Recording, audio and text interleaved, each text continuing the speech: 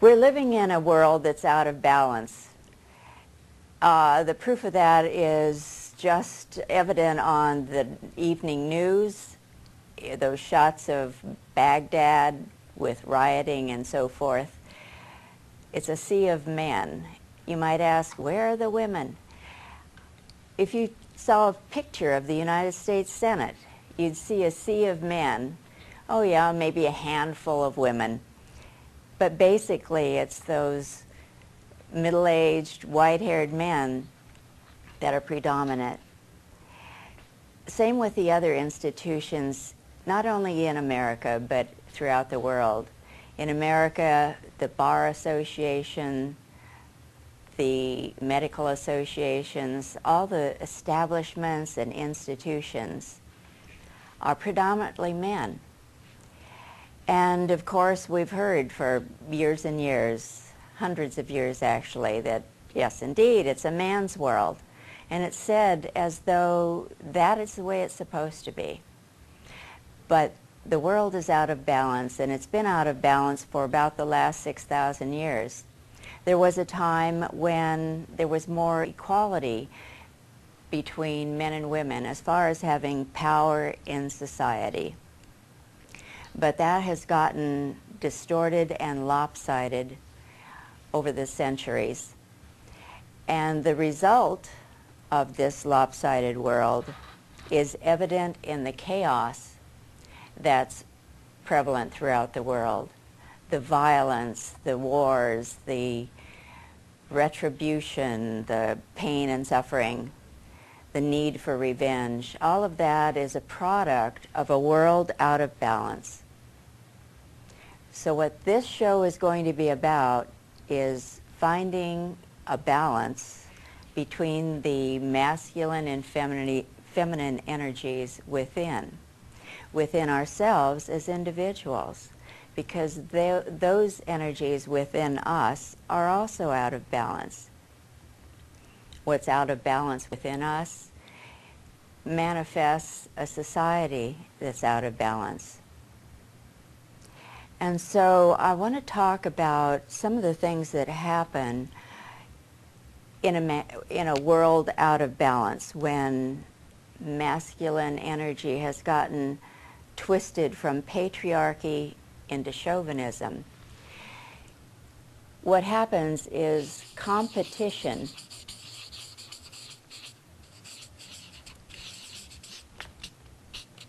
and comparison are all important. It's not that these are not valuable tools for us to improve ourselves, but in a lopsided world where masculine energy dominates the feminine, competition and comparison are all that's important. In addition, appearance and performance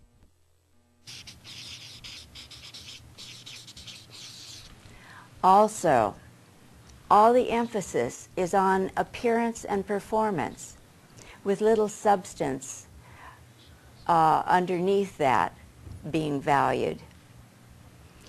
So what would it be like with a balance of masculine and feminine energies within ourselves, and then what would the society look like? For all of those women who call themselves feminists, who like to blame men for the state of the world, I would say this, that thousands of years ago, on the unconscious level, women gave away their power. They said, okay, you guys can be in charge. You can establish the and the other things that run the world, the corporations, all of these structures and forms. Religion, number one. Organized religion is absolutely a product of patriarchy that got twisted into chauvinism and became out of balance. The more patriarchal those organized religions are, the more they are. We're seeing the results of that imbalance now. The scandals that rock the Catholic Church. And there are other strongly patriarchal religions where similar scandals and similar inappropriate and illegal activities are taking place. Just hasn't been making the news as much as the Catholic Church. But when things get out of balance, it's a mess all the way around. And so the way to change the world is, number one, to start changing ourselves. Now, men and women each have feminine energies and masculine energies available within them. And to talk about this, before I get to this, what I've written on this paper, I want to read the first chapter from a book that I wrote called A New Spirituality Beyond Religion. I have a chapter on masculine and feminine energies and their impact on reality. And I wanted to read just the first paragraph. God, Goddess, all that is, are the model of how masculine and feminine energies working in harmonious partnership create a synergy that is more powerful than its separate components. Both masculine and feminine energies are found in everything that exists. They have nothing to do with sex or gender, but everything to do with powerful creation. It is from the synergy of those energies that all was created, and it is through the synergy of those energies within that we each can powerfully create our reality. And I mean our personal reality and the reality on the world stage. So what are these masculine energies? What are the properties of them? And that's what I've written on this, board. The first feminine energy is imagination. And a corresponding masculine energy is will and action. The second feminine energy, desire and feeling. And the second masculine energy is creating form. The third feminine is the ability to conceive and perceive. Now, in a chauvinistic world, the role that's been handed to women as far as conceiving and perceiving has to do with conceiving babies, having and raising the man's babies. Conceiving and perceiving for men has been conceiving new countries, new governments, new religions, new establishments. So women have been relegated to this very basic biological reproduction as far as conceiving. Feminine energy is to nurture and be nurtured. The third masculine energy, out of creating form, then the third, dynamically creating out of the original form, recreating, creating new forms. And then for the feminine, the fifth is giving, receiving, and allowing. The sixth feminine, seeking balance and harmony. And the seventh feminine energy is being. In other words, the state of being.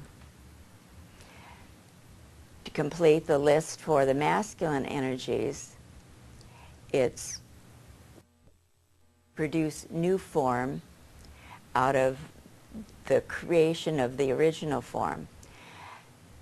Then searching for meaning and understanding.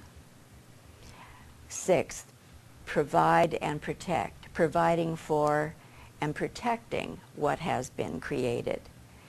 And then the seventh is doing. So when the emphasis in been inhabiting, the emphasis has been all on will and action and creating form. And by form I mean these structures, these belief systems, these establishments, the rules and regulations, the 10 Commandments, and then creating out of that form, searching, providing for and protecting and doing. The emphasis has been so much on the doing and the providing for and the protecting. However, the way women and men can be more powerful as individuals is to integrate these activities and these energies within themselves. Having imagination and then following that up with will and action. And then allowing oneself to desire and have feeling about what's being manifested. And then the manifestation of form, the creating of form out of that balancing and harmonizing of these energies. And then after the form, the ability to conceive and perceive. In other words, to perceive what has been created and to learn from it. And then to recreate new out of that original form. And then bringing in these nurturing qualities and allowing oneself to be nurtured. Refocusing the energy to produce new form, and then giving and receiving and allowing.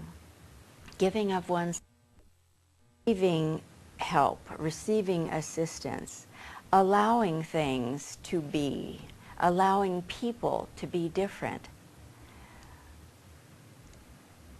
Being less rigid, in other words, more more facilitating, more allowing and understanding. And then searching from the masculine side, searching for meaning and understanding from all that has gone before, from the society, for instance, or from one's personal life, what you've created. Searching for the meaning and understanding of what you've created and learning from that, learning what needs to be changed, what beliefs might need to be changed or attitudes. And then putting value on being, putting value on what kind of human being you are, what inner qualities you have, so that it's not all about doing, and it's not all about providing for and protecting. But you see, women need to have these masculine energies brought forth within themselves so that women can be more powerful in their personal lives. And men will be more powerful as well by integrating more of these feminine energies. Now, of course, in our chauvinistic world, anything feminine from women on down, from the goddess on down, has been considered inferior, has been considered lacking in value. And so imagination has not been valued. Desire and feeling, oh, that's women's stuff.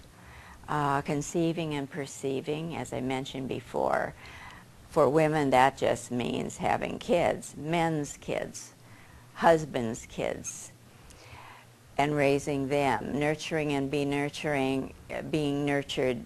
Yeah, that's what women do, but men don't need to do that. Now, of course, I'm speaking in generalities, because the truth is there are men who have more of some of these feminine energies than women even do. There are men who are naturally better parents than women because they have within themselves allowed the nurturing and being nurtured qualities to come forth. And there are women who have decided that to be successful in this world, they need to focus on these masculine energies and diminish and not acknowledge the feminine energies within them or that are available to them. And so to be successful in a man's world has often meant to act like a man, to think like a man. That used to be a great compliment for a woman. Oh, she thinks like a man, she's logical, as if women don't have the capacity for that. Men and women, of course, are different, not only physically different, not only, generally speaking, are men physically stronger than women, but women also, because we have chosen the gender that we're going to have in a lifetime. We choose that before we come into the lifetime in the physical world. Women have chosen to be women, ultimately to learn how to take power back, but to do that by first expressing from the feminine energies. For instance, if you're a woman, starting with your imagination and then bringing in the will and action. A man has chosen to be a man in our world so that he can begin with the first masculine energies of will and action, but learn to integrate the imagination to make that will and action a richer, more powerful kind of manifestation, and to bring in desire and feeling as form is being created out of masculine energy. So this is a matter of balancing and harmonizing. It will never be perfectly balanced within us or perfectly harmonious, because these are living energies, they're flowing energies. And so it takes a combination of thinking and feeling and putting these into action. What will happen as we do these things, and again, in my book, A New Spirituality Beyond Religion, I talk about the details of how to do this and offer tools and techniques that absolutely work to become more self-empowered. And as we become individually more self-empowered, then we will create more powerful societies, more harmonious societies that rely not so heavily on competition and comparison, that don't put too much emphasis on appearance and performance, because it will involve the being.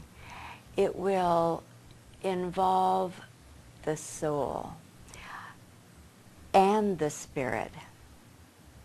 Now, the soul is something that each one of us has, but the soul, because our soul is our direct connection to the goddess, the soul has also been devalued and diminished.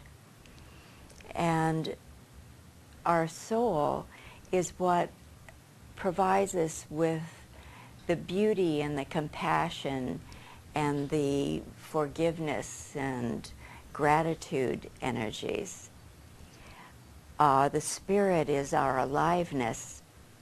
It is our intellect, and our spirit is our direct connection to God. Not the God that's the invention, the product of male patriarchy or male chauvinism, but the true God that's unconditionally loving. So just as in the physical world, it takes male and female to reproduce, and this is true in the human kingdom, the animal kingdom, plant kingdom. It's only logical.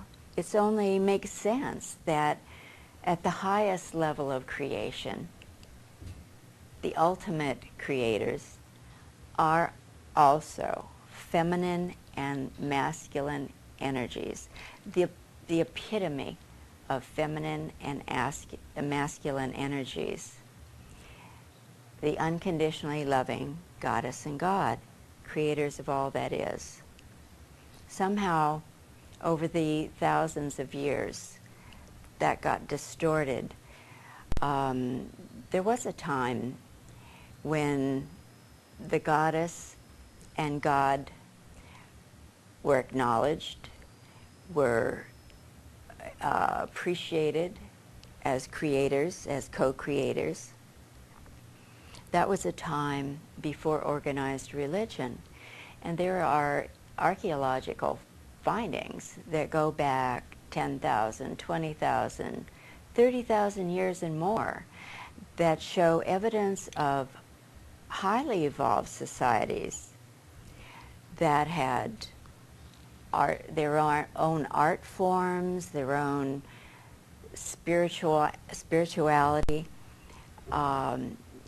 much evidence that they appreciated the goddess and the gifts from the goddess. They appreciated God and what God had to offer and the role that the combination of goddess and God played in creating all that is. But as this unconscious shift occurred in humanity, where in kind of a combined unspoken agreement, women agreed to give away their power and men accepted the power and authority of masculine energy.